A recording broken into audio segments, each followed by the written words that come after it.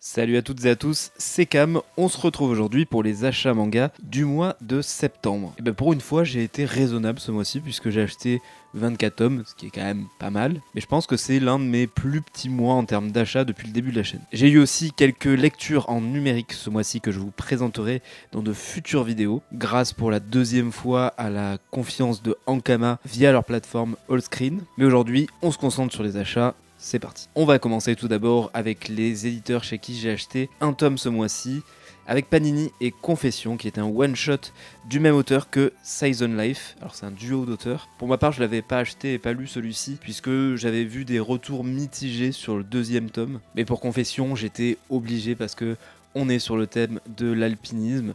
Le synopsis me parle bien aussi. On va être sur deux personnages qui sont perdus en montagne à plus de 3000 mètres d'altitude.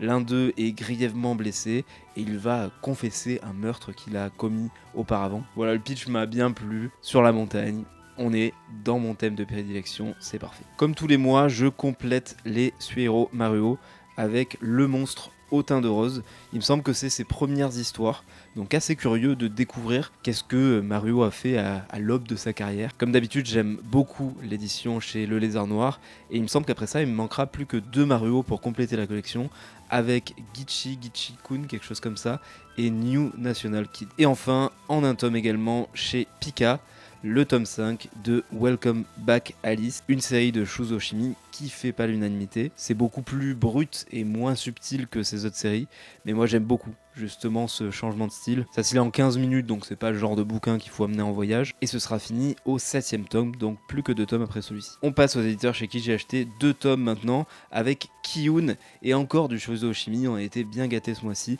avec le tome 16 des Liens du Sang, l'avant-dernier tome. Alors laquelle des deux séries va se terminer en premier, Welcome Back Alice ou Les Liens du Sang?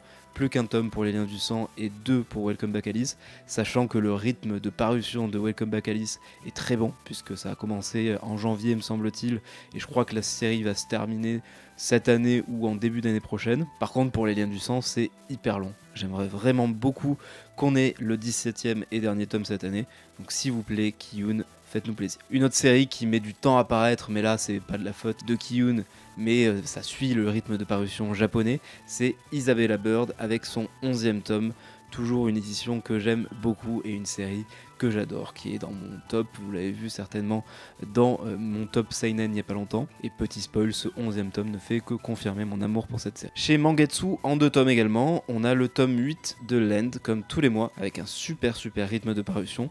Moi je me suis arrêté à la lecture au tome 3 ou 4 me semble-t-il, vu qu'il y en a un qui sort tous les mois, j'ai préféré me dire j'attends la fin de l'année et je lis tout d'un coup. C'est la seule série avec laquelle je fais ça, et je pense que c'est une série qui vaut mieux lire d'une traite. Et le retour de notre coq préféré avec Rooster Fighter et son tome 7, toujours aussi bien dessiné et toujours aussi divertissant. Chez YMHO, un éditeur très présent sur la chaîne, on a aussi 2 tomes ce mois-ci avec les nouvelles sorties, dont Bourrasque de printemps et la suite d'une de mes séries préférées qui est Bâillement de l'après-midi. C'est le 2e tome de Bâillement de l'après-midi et la série se terminera en 3 tomes. En tout cas, c'est toujours aussi génial. Toujours en 2 tomes, et il y aurait dû en avoir plus ce mois-ci, mais une annonce a fait que j'ai un petit peu stoppé. Et ben c'est Soleil Manga avec Doro et Doro, le tome 6 et le tome 7. Alors le rythme que je voulais me donner à la base, c'était d'acheter 5 tomes par mois. Ça me faisait finir la série avant la fin de l'année. Mais c'est sans compter sur Soleil Manga qui a décidé d'avoir le super timing d'annoncer une nouvelle édition au moment où je viens de commencer Doro et Doro. Donc pour l'instant, j'ai pas encore revendu ces tomes de l'ancienne édition, puisqu'il n'y a pas trop de détails sur la nouvelle édition, et j'attends de voir si ça vaut vraiment le coup de les revendre pour acheter la nouvelle, et surtout si ça vaut le coup d'attendre jusqu'à l'année prochaine, puisque là, je suis lancé dans Doro et Doro, et ça va être difficile d'attendre la sortie d'un tome tous les je sais pas combien de mois. Donc n'hésitez pas à me dire en commentaire ce que vous me conseillez de faire, ou peut-être si vous avez un petit peu plus d'infos sur la nouvelle édition. Je sais qu'elle est au prix de 20€, que c'est des tomes doubles, et qu'il n'y aura pas vraiment d'ajout par rapport à celle-ci, mais par contre je sais pas à quoi elle va ressembler, donc ça je suis vraiment curieux. On attaque le podium avec, à la 3ème place, Crunchyroll, qui nous sort la suite de toutes ces séries phares du moment, avec Kaiju Number 8, le tome 12, ça j'adore, c'est un de mes shonen en cours préférés, certainement mon shonen en cours préféré, Dandadan avec le tome 13. Je suis d'ailleurs allé voir en avant-première les 3 premiers épisodes de l'anime qui va sortir bientôt en octobre, et c'est franchement excellent. J'avais du mal à voir comment ils allaient pouvoir adapter Dandadan. Exactement comme ça. En fait, c'est parfait, ne changez rien, c'est très très bon. Et enfin, le tome 17 de Chainsaw Man, peut-être des 3 séries, c'est celle qui me convainc le moins en ce moment. Et je pense qu'avant de lire ce tome 17, je vais me refaire toute la saison 2 depuis le début. Il me semble que j'avais vu une vidéo sur la chaîne de un viewer qui vantait les mérites de la saison 2 de Chainsaw Man, et ça m'avait donné pas mal envie de la relire, j'attendais l'occasion.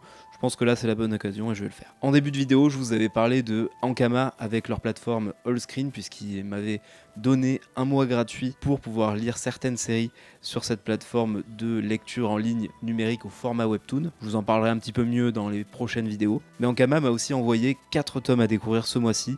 Je les en remercie beaucoup. C'est une maison d'édition que je me fais un plaisir à découvrir parce que je connais très très peu le manga français et c'est leur spécialité, leur signature. Et donc ça me permet de découvrir du manga français et il y a du très bon dans tout ça. Notamment, on a le tome 2 d'Urbance que j'ai pas encore lu, parce que je viens de les recevoir juste avant de tourner cette vidéo. J'avais beaucoup aimé le tome 1, donc vraiment hâte de découvrir ce tome 2. Il y a aussi le tome 4 de Reaper. Alors j'ai pas les 3 tomes d'avant en physique, mais Ankama a pensé à tout et m'a envoyé le PDF des 3 premiers tomes que j'ai pu lire et j'ai vraiment adoré. J'étais hyper surpris d'aimer un shonen français qui plus est. Je m'attendais à un schéma vraiment très très classique. On est dans du classique, mais c'est hyper bien fait, avec beaucoup d'originalité je trouve dans le thème, et surtout un rythme qui marche hyper bien. Donc ce que je vais faire, c'est que le mois prochain, je vais m'acheter les 3 tomes en physique, puisque j'ai vu qu'il y avait un pack découverte avec les 3 premiers tomes. Il me semble en plus que c'est à prix réduit, donc c'est la bonne occasion d'y aller. Et ce tome 4, je vais le dévorer très très bientôt. Et ils m'ont aussi envoyé un autre manga français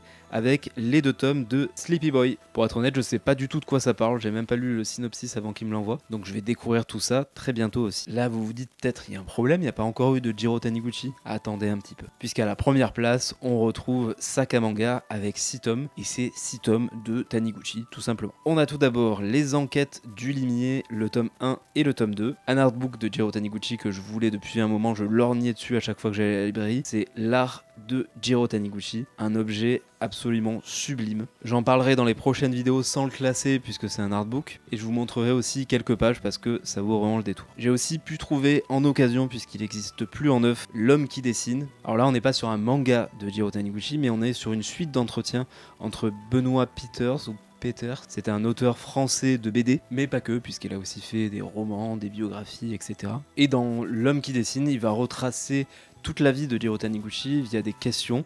On va commencer par les années de formation. On a aussi un manga inédit de Jiro Taniguchi qui est présent dans ce bouquin qui s'appelle Chloroforme. C'est en 5 pages, c'est très court, mais ça fait toujours plaisir. On va ensuite en savoir un petit peu plus sur sa vision de la profession de mangaka, son parcours en tant qu'auteur, l'influence du manga et de la bande dessinée sur son œuvre, l'explication de son style puisqu'il a beaucoup changé entre ses premières années et ces dernières années. Et ensuite on va terminer cette série d'entretiens par des thèmes beaucoup plus vastes que le manga ou la bande dessinée. On va notamment aborder le cinéma, la musique, etc. Je l'ai dévoré en 3 jours. On est quand même sur quasiment 200 pages, mais c'est hyper intéressant, les questions super intéressantes de la part de l'auteur français. Et Jiro Taniguchi répond avec une honnêteté géniale. Pour moi, c'est un indispensable si vous êtes fan de Jiro Taniguchi.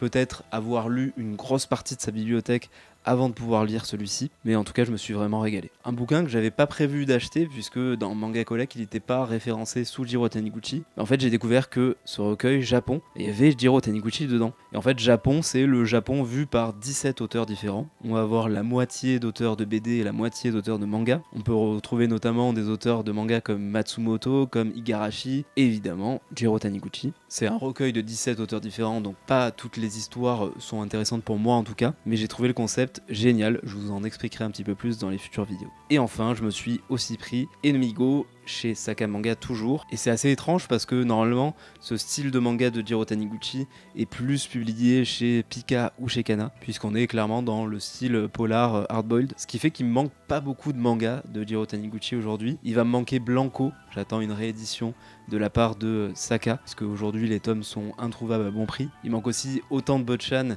mais Saka va faire une réédition qui va sortir juste après le tournage de cette vidéo avec son tome 1 et avec le tome 2 le mois suivant. Il me semble que la suite des tomes sortira début 2025. Donc je me dis si Saka réédite autant de Botchan, il y a quand même de fortes probabilités pour qu'il fasse de même avec Blanco l'année prochaine. Et ensuite il va me manquer 2 mangas chez Kana que sont Ice Age Chronicle of the Earth, qui est un manga en 2 tomes, et Seton, qui est un manga en 4 tomes. Et c'est la fin de cette vidéo, merci à toutes et à tous de l'avoir regardé, merci encore pour votre soutien et les abonnements en masse ces derniers temps, ça me fait vraiment plaisir. N'hésitez pas à vous abonner si c'est pas encore fait. Nous on se retrouve pour de prochaines vidéos avec 2 bilans lecture qui retracent tout ce que je vous ai présenté aujourd'hui, plus mes lectures numériques du coup. Et en attendant, prenez soin de vous, on se retrouve bientôt, salut!